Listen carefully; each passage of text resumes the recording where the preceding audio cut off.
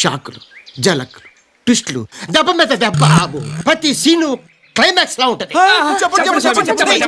Last 4 overs అయితే match అటు ఇటు ఊగుతూనే ఉంది. సో మ్యాచ్ చూసినోడికి ఖచ్చితంగా ఒక మంచి థ్రిల్లర్ సినిమా అయితే కనిపించే ఉంటుంది. ఒక మాస్ కంబ్యాక్ అయితే చూసాం మ్యాచ్లో. బికాజ్ 7కి 3 వికెట్స్ పడ్డం, ఆల్మోస్ట్ 4-5 వికెట్స్ పడిన తర్వాత 100 కొట్టాల్సి రావడం, దట్టు వితిన్ 45 బాల్స్. ఆ 100ని 45 బాల్స్లో ఉంటే 3 బాల్స్ మిగిల్చి కొట్టడం ఒక మాస్ ఇన్నింగ్స్ అయితే చూసాం ఈరోజు ఒక 2-3 ప్లేయర్స్ నుంచి. ఇలాంటి మ్యాచ్లు ఉండాలి ఐపీఎల్. యాక్చువల్గా ఒకప్పుడు ఇలాంటి మ్యాచ్లు జరుగుతున్నాయి కాబట్టి ఐపీఎల్కి అంత క్రేజ్ వచ్చింది. లాస్ట్ జరిగిన 3 మ్యాచ్లు అంత ఇంట్రెస్టింగ్గా లేవు, వన్ సైడ్ అయిపోయాయి. బట్ ఈ మ్యాచ్ మాత్రం ఫ్యాన్స్కి ఒక మంచి ఎక్సైట్మెంట్ అండ్ ఫుల్ మీల్స్ పెట్టిందనే చెప్పాలి. సో ఈ మ్యాచ్ మిస్ అయితే మీ బ్యాడ్ లక్ అనే చెప్పాలి, మీ దురదృష్టం అది. అంత మంచి match. And Ashutosh Sharma the man of the moment, and especially the new person Vipraj Nigam అసలు మూమెంటే మార్చేశాడు. ఈజ్ ద గేమ్ చేంజర్, నిజంగా గేమ్ చేంజర్. ఈ మ్యాచ్కి మాత్రం వచ్చాడు, కొట్టాడు, వెళ్ళిపోయాడు. మ్యాచ్ ఎక్కడో ఉన్న మ్యాచ్ని చేతుల్లో తీసుకొచ్చి పెట్టి వెళ్ళిపోయాడు. అండ్ రిమైనింగ్ అశుతోష్ శర్మ చూసుకున్నాడు అనమాట. సో ఒక వండర్ఫుల్ మ్యాచ్ అయితే చూసాం ఈ రోజు. దట్టు అది వైజాగ్లో జరగడం ఇంకా మన తెలుగు వాళ్ళ అదృష్టం. సో ఇంత మంచి మ్యాచ్ జరిగింది. మ్యాచ్ ఎలా వెళ్ళింది from the start till the end మనం డిస్కషన్ అయితే చేద్దాం. Let's get in to the match. Hello guys, welcome to Crick stories. So ఇంత మంచి మ్యాచ్ చూసిన తర్వాత ఎవరికైనా సరే కొంచెం తొందరగా అయితే నిద్ర రాదు నైట్. అంత వండర్ఫుల్ మ్యాచ్ అయితే చూసాం. సో ఇంకా మ్యాచ్ విషయానికి వస్తే టాస్ గెలిచినప్పుడు అక్షర్ పటేల్ మేము చేజింగ్ తీసుకుంటామని చెప్పాడు. బికాస్ సెకండ్ ఇన్నింగ్స్లో డ్యూ ఉండే ఛాన్స్ ఉంది. సో బౌలింగ్కి కొంచెం కష్టం అయింది అనే ఒక ఒపీనియన్తో ఫస్ట్ బౌలింగ్ తీసుకుంటున్నాం అని చెప్పి అక్షర్ పటేల్ చెప్పాడు. ఈవెన్ అందరూ అదే అనుకున్నారు. బికాస్ మనం వైజాగ్, సో ఖచ్చితంగా డ్యూ ఉండే chance most of the percent ఉంటుంది కాబట్టి. బట్ డ్యూ ఉందో లేదో కానీ స్పిన్నర్స్ మాత్రం అద్భుతంగా బౌలింగ్ చేశారు ఎల్ఎస్జీ తరఫున. ఓకే, ఫస్ట్ ఇన్నింగ్స్ గురించి మాట్లాడుకుంటే first innings from the ball 1 attacking start చేశారు. నిన్న హైదరాబాద్ గురించి మాట్లాడుకున్నాం. రాడ్ పిచ్లు 300 స్కోర్కి వెళ్తుందని. వైజాగ్ ఏం తక్కువ తినలేదు. లాస్ట్ టైం ఆల్రెడీ 250+ స్కోర్ అయితే రికార్డ్ అయింది. ఈసారి కూడా మ్యాచ్ స్టార్ట్ అయిన విధానం ఫస్ట్ అరౌండ్ 10 ఓవర్ స్కోర్ చూస్తే 250+ ఈజీగా వెళ్తుంది అని అనిపించింది. And the hitters LSG he's got from the start. మనం చూసుకుంటే ఓపెనర్ మక్రమ్ కొంచెం ఫెయిల్ అయ్యాడు, కానీ షాన్ మార్ష్ కానీ పూరన్ కానీ చాలా అద్భుతంగా ఆడారు. రన్ రేట్ పరిగెత్తింది అసలు స్టార్టింగ్లో. అండ్ వీళ్ళకు తోడు రిషబ్ పంత్ కనుక ఆడుంటే 209 కాదు, ఈజీగా 249, 250కి వెళ్ళుండేది. అంత మంచి ఇన్నింగ్స్ రావాల్సింది. రిషబ్ పంత్ కొంచెం తొందరపడి డక్అవుట్ అవడం వల్ల నెక్స్ట్ వచ్చిన మిల్లర్ కొంచెం స్లోగా ఆడాల్సి వచ్చింది. అండ్ ఈవెన్ డీసీ బౌలర్స్ చాలా వండర్ఫుల్గా బౌలింగ్ చేశారు. From the 13th over to till 18th, 19th over చాలా కట్టర్స్, చాలా స్లో బాల్స్ బౌలింగ్ చేశారు. మనకి ఎస్పెషల్లీ తెలుసు మోహిత్ శర్మ ఎంత బాగా బౌలింగ్ చేస్తాడు డెత్లో అనేది. సో అదేవిధంగా మోహిత్ శర్మ చాలా వండర్ఫుల్గా బౌలింగ్ చేశారు. పూరన్ ఒక మాస్ ఇన్నింగ్స్ ఆడాడు. Around 30 బాల్స్కి 60+ runs, 250 strike rate. And apart from that Shaun Marsh opening వచ్చి అద్భుతంగా ఆడాడు పవర్ ప్లేలో అంత మంచి పార్ట్నర్షిప్ వచ్చింది కాబట్టి వాళ్ళు అంత మంచి స్కోర్ నిలబెట్టుకోగలిగారు. పవర్ ప్లే ఏమైనా వికెట్స్ పడుంటే ఎల్ఎస్జీ పరిస్థితి కొంచెం డిఫికల్ట్ గా ఉండేది. డీసీ బౌలర్స్ లో అక్షర్ పటేల్ చాలా ఎకనామిక్ గా బౌలింగ్ చేశాడు. కుల్దీప్ యాదవ్ చాలా మంచి కంబ్యాక్ ఇచ్చాడు. ఫస్ట్ 2 ఓవర్స్ స్కోర్ వెళ్ళినప్పటికీ లాస్ట్ 2 ఓవర్స్ లో వికెట్స్ తీశాడు, ప్లస్ ఎకనామికల్ బౌలింగ్ చేసి మంచి రన్ రేట్ అయితే సంపాదించాడు. అండ్ సెకండ్ ఇన్నింగ్ స్టార్ట్ అయిన తర్వాత చాలా హోప్స్ ఉన్నాయి ఢిల్లీ మీద. అండ్ బ్యాటింగ్ లైనప్ కూడా చాలా వండర్ఫుల్ బ్యాటింగ్ లైనప్ ఉంది ఢిల్లీకి. సో ఈ టార్గెట్ చాలా తక్కువ అనిపించింది ఆ పిచ్ మీద.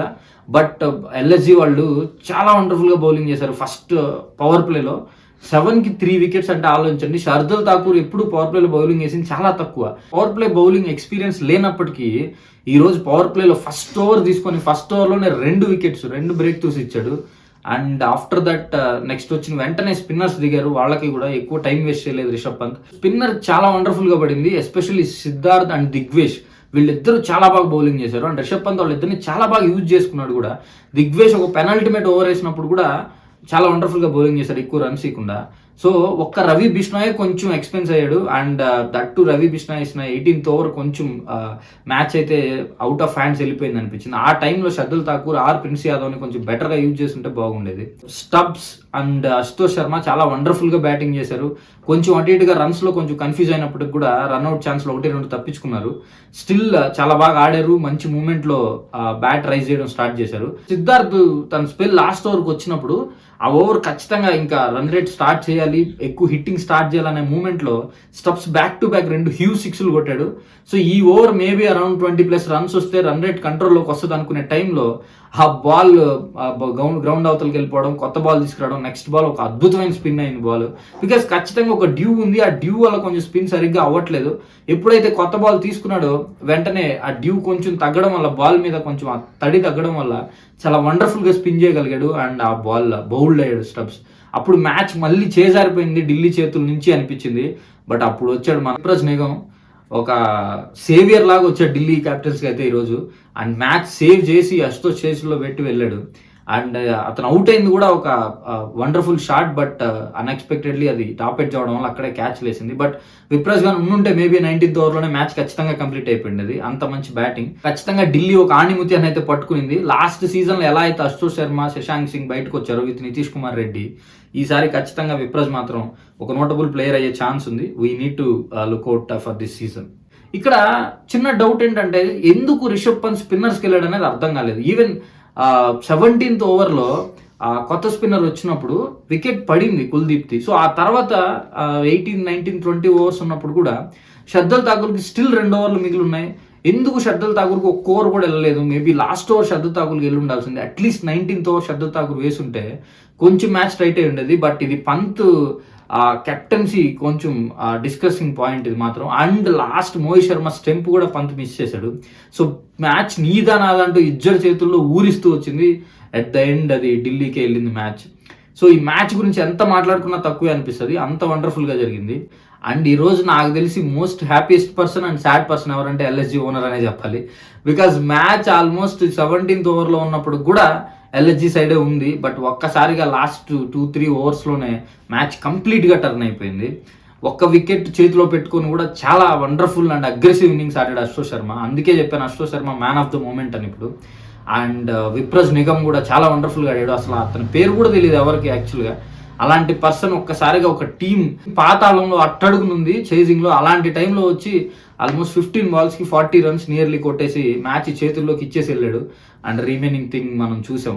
ఇట్స్ కైండ్ ఆఫ్ ఒక హిస్టారికల్ మ్యాచ్ ని మనం ఈరోజు విట్నెస్ చేసాం ఐపీఎల్లో. సో అశుతోష్ శర్మ గురించి ఒక చిన్న పాయింట్ అంటే లాస్ట్ సీజన్లో అశుతోష్ శర్మ ఇదే విధంగా ఆడాడు, కానీ ఒక్క మ్యాచ్ కూడా గెలిపించలేకపోయాడు లాస్ట్ వరకు ఉండి. ముంబైతో మ్యాచ్ కానీ సన్ రైజర్స్తో మ్యాచ్ కానీ మీకు గుర్తుంటే అశుతోష్ శర్మ ఇదే ఫ్లో ఆడాడు ఈవెన్ విత్ శశాంక్ సింగ్, కానీ మ్యాచ్ అయితే కంప్లీట్ చేయలేకపోయాడు. బట్ ఈ రోజు మాత్రం ఆ మెచ్యూరిటీ లెవెల్ ఇంప్రూవ్ అయింది. నెక్స్ట్ సీజన్కి వచ్చేసరికి చివరి వరకు ఉన్నాడు చాలా పేషెంట్గా.